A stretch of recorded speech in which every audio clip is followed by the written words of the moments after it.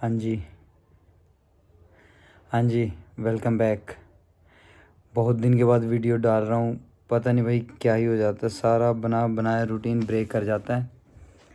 तो last update ये थी कि एचटेट के एग्ज़ाम ने भाई कसम से इतना फ्रस्ट्रेट कर दिया था, डिले करके, कि मतलब फिर वो होता है ना कि आपकी रिदम ब्रेक कर जाती है। सेम वही काम हो गया। तो प्रेपरेशन भी थोड़ी सी हल्की छोड़ दी थी। अब कुछ काम ही नहीं कर रहे थे तो फिर वीडियो अपडेट क्या ही देना था, इसलिए कोई व्लॉग भी नहीं अपलोड किया। लेकिन फिर वही है कि जैसे आपकी सिचुएशन है, सिचुएशन के अकॉर्डिंग आप काम करते हैं। तो मुझे था कि भाई ये एस्टेट क्लियर करना ही है, तो मैंने फिर से बाउंस बैक किया कि चलो काफ़ी ब्रेक ले लिया, पढ़ लेते। फिर मैं पढ़ने बैठा एंड गुड न्यूज़ इज़ कि after CTET estate also has been qualified by the person who's making this video. Swag मार रहा भाई, स्वैग मारने की क्या बात है। बहुत बहुत बंदों का क्लियर हुआ है भाई, बहुत बंदों का क्लियर हुआ है सीटेट एस्टेट। बट मेन जो इशू है वो है कि आफ्टर क्लियरिंग एग्ज़ाम्स, ये दोनों सीटेट और STET, these are qualifying exams as we all know. But what about vacancies? Vacancies कहाँ है भाई?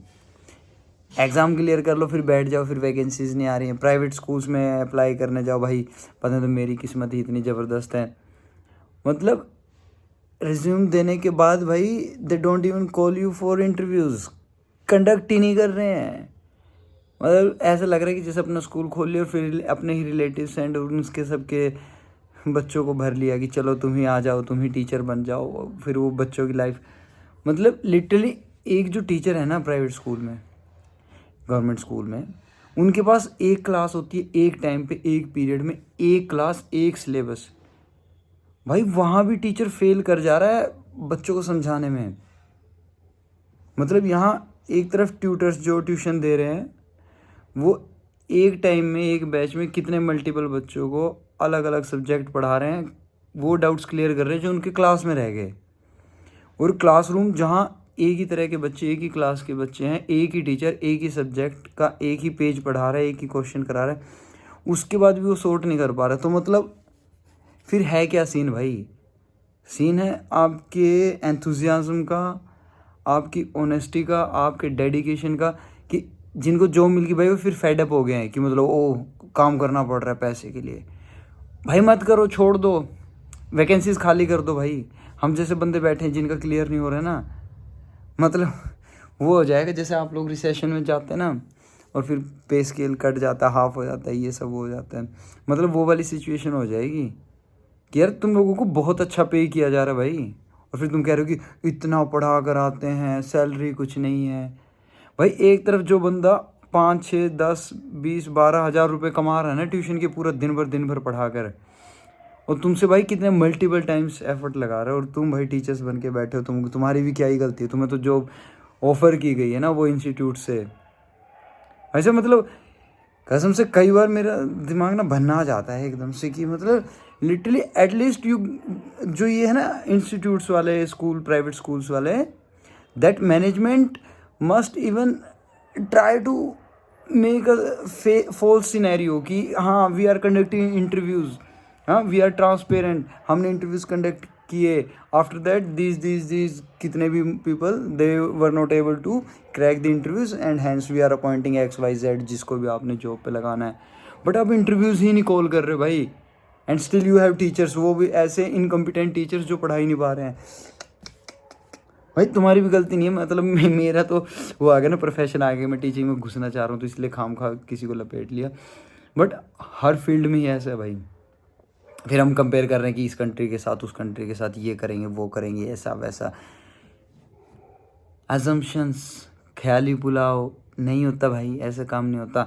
ऑन ग्राउंड रियलिटी पे आपको काम करना पड़ता है, समझे? आपका वो माइंड को चैनलाइज करना पड़ता है कि भाई कुछ सेक्रीफाइस करेंगे, कुछ एफर्ट्स लगाएंगे हम, है ना, तब कुछ आउटकम आएगा भाई। फिर ये सब ऐसे, मतलब देखो अभी जैसे मैं फालतू का बोलना शुरू कर दिया ना, फिर मेरे साथ ये दिक्कत हो जाती थी।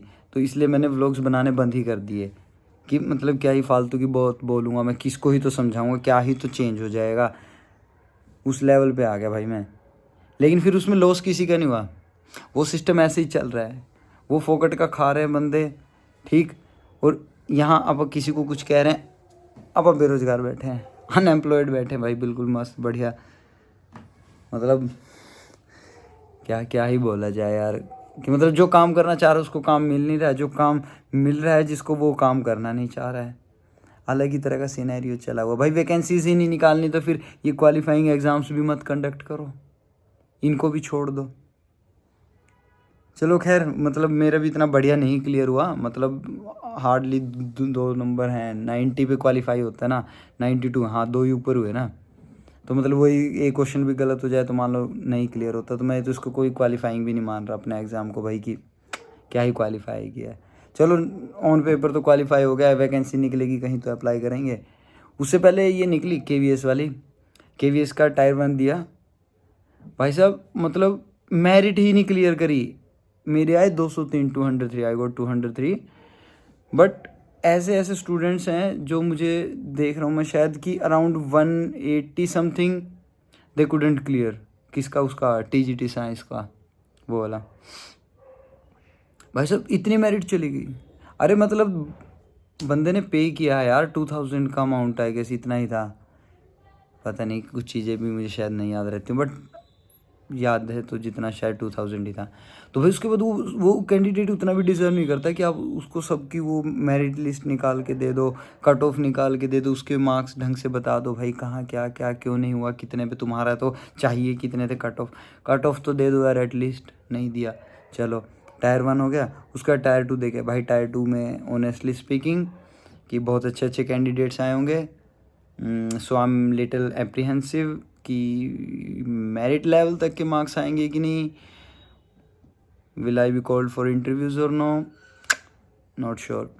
तो काफ़ी टाइम इसकी प्रेपरेशन में चला गया। उसके बाद अब घूम फिर के देखा है कि भाई ना बॉडी काम की रही है, ना एजुकेशन अपने काम की रही है, कुछ रहा ही नहीं। मतलब बेले ही, मतलब सरदर्दी लेके झंझट वो पाल के कि मतलब हमें तबाही व्लॉग्स हैं, हमें प्रधानमंत्री हैं भाई, हम ही सब बदल देंगे, है ना। और फिर वो दुनिया से मोह भंग हो के कि मतलब क्या ही रखा है दुनिया में, है ना, अपनी अलग ही दुनिया बसा लो वो सब। भाई ये अननेसेसरी टेंट्रम्स है मेरे जैसों के। ऐसा कुछ नहीं होता भाई। जो ऐसे कि सोशल नॉर्म्स के अकॉर्डिंग चल रहे हैं ना, वो एवरेज लाइफ है, वो बेस्ट लाइफ है लोगों की। पढ़ो लिखो, नौकरी करो, पैसा कमाओ, उस रेड ट्रैप में पड़ जाओ, फैमिली बनाओ, घिसे पिटे रहो, पैसा कमाओ, फिर पता नहीं क्या क्या भाई, कितनी एक्सपेक्टेशंस का बोझ, कितनी अनमीट एक्सपेक्टेशंस हैं, फिर वो पाइल अप होंगे, फिर वो बर्डन ले रहे हो। बट वो अच्छा है भाई, वो नॉर्मल है, वो बोरिंग है, जो मर्जी है, बट वो सोसाइटी को एक्सेप्टेबल है। आप जिस अलग रास्ते पे जाना चाह रहे हो वो एक्सेप्टेबल भी नहीं है, और उस पर बढ़िया लंका लगती है, अच्छी वाट लगती है। बहुत टाइम तक आपको कुछ भी अचीव नहीं होने वाला, और फिर आप बर्न आउट होकर बैठ सकते हो कि कैपेबल तो हूँ मैं कुछ करने के लिए। अरे मतलब एक 80% लेवल पे नहीं हूँ मैं, 50 पे तो हूँ, 40 पे हूँ, 30 पे तो हूँ, 0 से तो अच्छा हूँ ना। और इसी के साथ लाइट चली गई, अंधेरा हो गया है। वाह, अब आगे का व्लॉग क्या ही बनाऊँगा मैं। ये है किस्मत का खेल। मतलब एक तो मेरे से पहले ही कुछ नहीं हो रहा है, फिर मैं कुछ अच्छा करने लगूँ तो फिर भाई ये प्रकृति, ये डेस्टिनी कुछ अच्छा ही नहीं होने दे रही। मतलब छोड़ो भाई, यहीं ख़त्म करो अब। इसके बाद ना देखते हैं मैं क्या ही करूँगा लाइफ को।